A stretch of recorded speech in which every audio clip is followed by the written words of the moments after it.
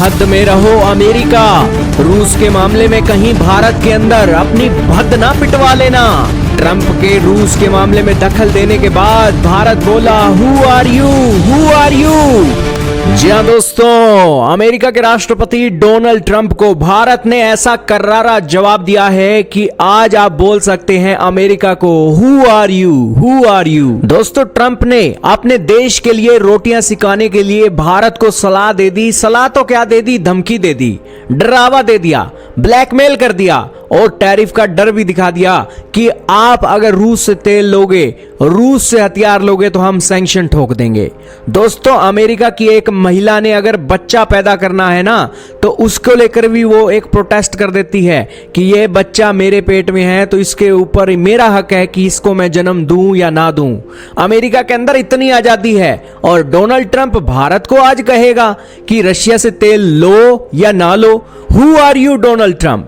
Donald Trump, who are you to tell India do not buy Russian oil? Bharat की ministry of external affair के spokesperson आए हैं और उन्होंने Trump को खरी खरी सुना दिया है। उन्होंने कहा कि रूस के साथ रिश्तों की कसौटी को तीसरे देश की नजर से नहीं देखना चाहिए। दो देशों के रिश्तों के ऊपर जो भी फैसला है वो मेरिट के आधार पर लिया जाता है। और जहां तक बात है रशिया और भारत के रिश्तों की, तो ये रिश्ते समय की सीमा और समय की कसौटी के साथ बिल्कुल स्थिर बने हुए हैं। दोस्तों, भारत की एमईए ने अमेरिका के हर एक कमेंट को रिजेक्ट कर दिया और उन्होंने कह दिया कि माई कंट्री माई चॉइस। यही बात दोस्तों चाइना ने यूएनएससी के मंच पर भी बोली। उन्होंने कहा कि जब सारे रूल रेगुलेशन के हिसाब से दुनिया चल रही है तो अमेरिका का राष्ट्रपति रूल और रेगुलेशन से बाहर जाकर हमें लेक्चर क्यों दे रहा है? Donald Trump, who are you? China ने भी कह दिया दोस्तों who are you. United Nation है, वर्ल्ड ट्रेड ऑर्गेनाइजेशन है, तो यहां पर दुनिया का सरपंच अमेरिका क्यों बना हुआ है? वो रूल रेगुलेशन क्यों नहीं फॉलो करता?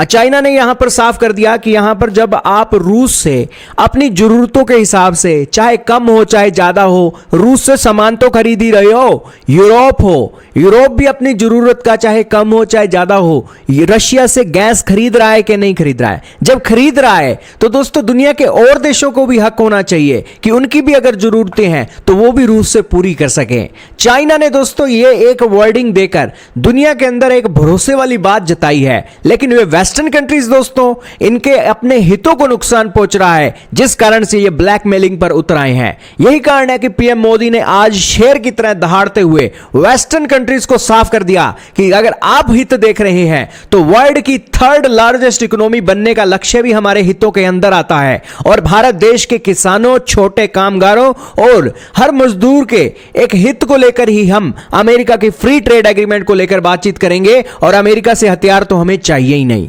दोस्तों, अमेरिका को भारत के प्रधानमंत्री ने यह कह दिया है कि भैया रूस का मामला तो छोड़ो, उसके बारे में तो हम कुछ सुनने ही नहीं वाले हैं। आपसे जो डील करनी है वो भी हमने ठंडे बस्ते में डाल दी है और उसको लेकर जो देश हित में फैसला होगा वो लिया जाएगा। आपका क्या मानना है दोस्तों? भारत ने अपनी मास्टर डिप्लोमेसी का प्रदर्शन एक बार फिर से कर दिया है और एक बार फिर से अमेरिकी राष्ट्रपति को बोना बच्चा बता दिया है कि भैया डोनाल्ड ट्रंप अभी डिप्लोमेसी के मामले में बच्चे हैं, उन्हें डील करना नहीं आ रहा है वर्ल्ड के अंदर और खासकर भारत को।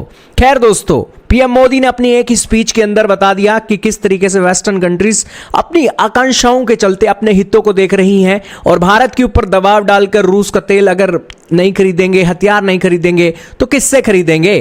तो ये खरीदेंगे अमेरिका से। और फायदा किसका होगा? जेब किसकी भरेगी? यूनाइटेड स्टेट्स की। और ताकतवर कौन बनेगा? United states. भारत को क्या फायदा होगा? भारत को यही फायदा होगा कि भारत की जेब से मोटी कमाई निकलकर अमेरिकियों के हाथ में जाएगी और ये फिर पाकिस्तानियों को अपने हथियार बेचेंगे और पाकिस्तान के अंदर सारी डेवलपमेंट करेंगे या कुछ भी करेंगे।